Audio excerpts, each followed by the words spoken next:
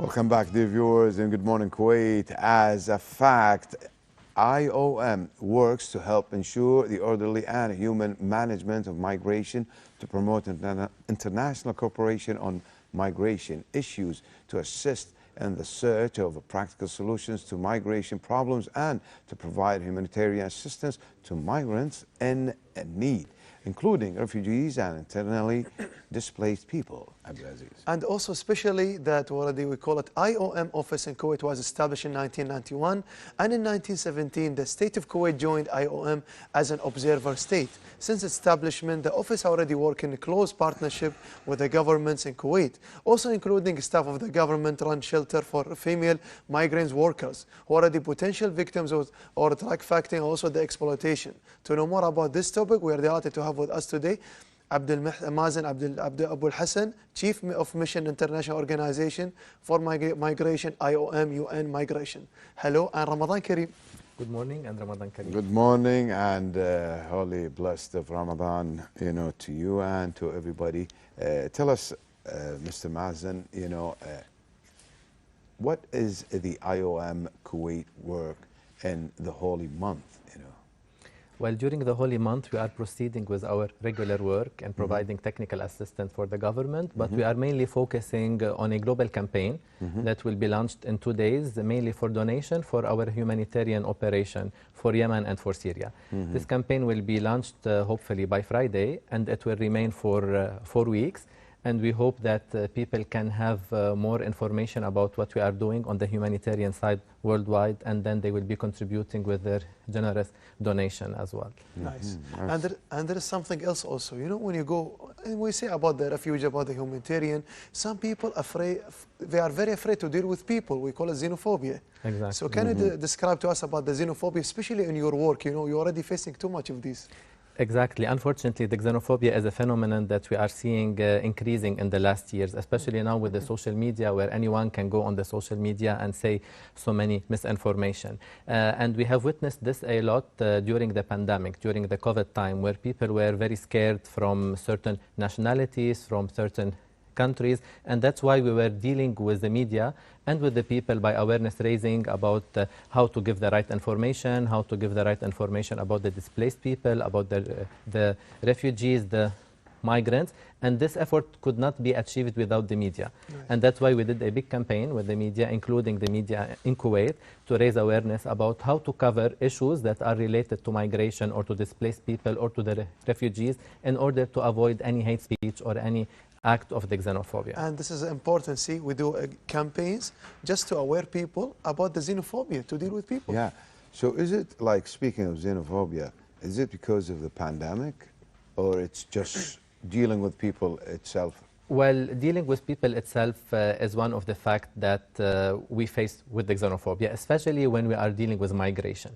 However, the pandemic was a factor that exacerbated this. So people were more afraid because of the pandemic, especially in the first phase, where everyone was not clear what is this pandemic, where it's coming from. So there was a lot of misinformation. And then during the first period, we managed to do a lot of awareness raising or activities worldwide to give the right information to people, so we avoid this kind of hate speech or any problem. But Mr. Mazen, when we say xenophobia, as Abdulaziz mentioned it, are we talking about the staff of your organization, the IOM, or we're talking about just regular people dealing with the regular people?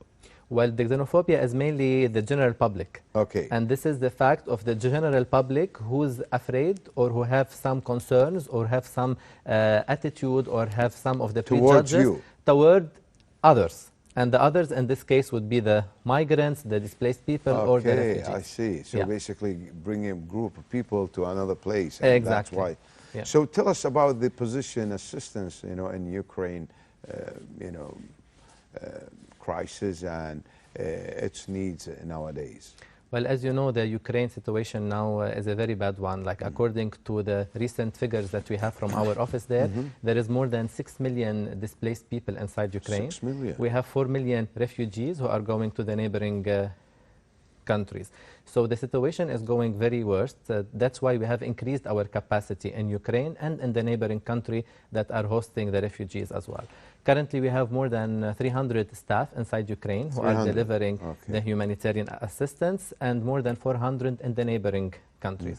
Because to deal with 4 million refugees in the neighboring countries, we need to provide support to the states there, to provide them with the essential services, with health, with psychosocial support, with shelter.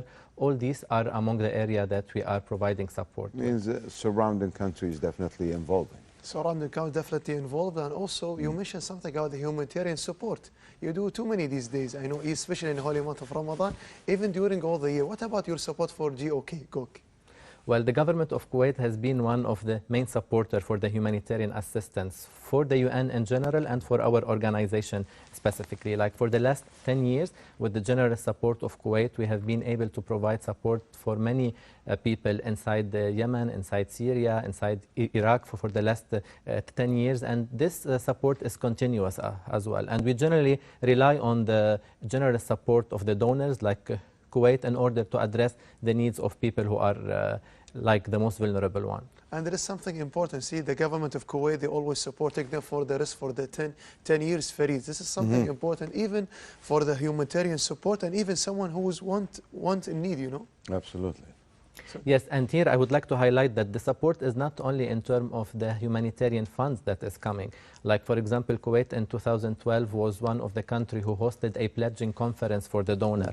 Also, the advocacy that Kuwait is doing, the support and the participation in the global conferences. Like recently, there was a conference for Yemen and the one for Afghanistan, and the government of Kuwait is always keen to support our humanitarian efforts. Mr. Mazen, if I understood correctly, your job or in the organization that you work for, are they responsible about asylums and refugee status?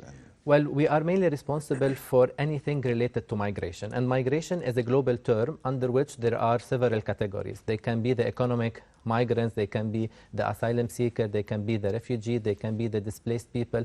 But when it comes to the legal support or the identification of the asylum seekers, it is mainly either the government or the agency responsible for the refugees, which is HCR. But we work very closely with them to support the asylum process of people who are in need. Nice. So this is like the government of Kuwait. What about the worldwide humanitarian support? Tell me more.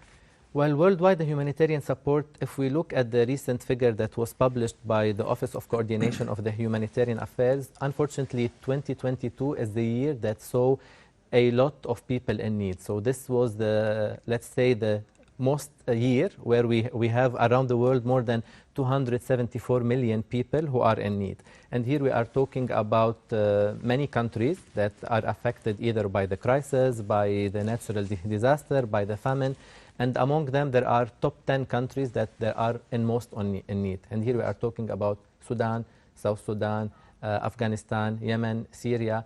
And according to statistics around the world, there is around 1% of people who are displaced. This is a huge number. And in order to provide support for these people, our offices, together with UN agencies and other NGOs, are there in order to support them. Mr. Mazen, let's be honest. Yes. Who funds, your organization? I mean, definitely when you bring a group of people to another country, they need to live, house, food, education. Absolutely. In a brief. Yes, all the funds that are coming to our organization are coming from the member states who are part of the UN? Yes. Okay. So each organization has some of the, let's say, hundreds of the member states that are part of it. For example, Kuwait is an observer state for our organization. Okay. So, for example, Canada. Yes. Now, when people go to Canada, Germany, UK, and they claim asylum and they get accepted as a convention refugees. So who's going to fund? Basically, the funds come from the members or no, from that country itself? Well, generally, for people who are going to seek asylum in a new country, each country has a migration policy in place. And they are the one funding these things, especially, for example, in Canada, they have a huge Canadian program to receive, let's say, the refugees every year. So they are the one funding these program, and they use our expertise as UN agencies to Okay. provide them I with see. technical support. Anyway, we reached the end. Abdulaziz, Mr. Mazen, unfortunately, we would like to really talk, more about, your profession, because it's really something touch our, hearts and feelings. Definitely, great thanks to you, Mazen, and to all your colleagues there, working with a human and trying to save human lives. Thank you for hosting me, and Ramadan Mubarak again. Ramadan Mubarak to you. Now, dear viewers, all thanks to our guest Mazen AboulHosn, Chief of Mission International Organization for the Migration, IOM. UN Migration. Now, dear viewers, we reached the end of our episode for today. Hope you enjoyed our segment, me and my co-host Farid, and even about the distinguished guests. See you tomorrow. Have a good day. See you tomorrow with a new episode, and until then, please stay safe and good day.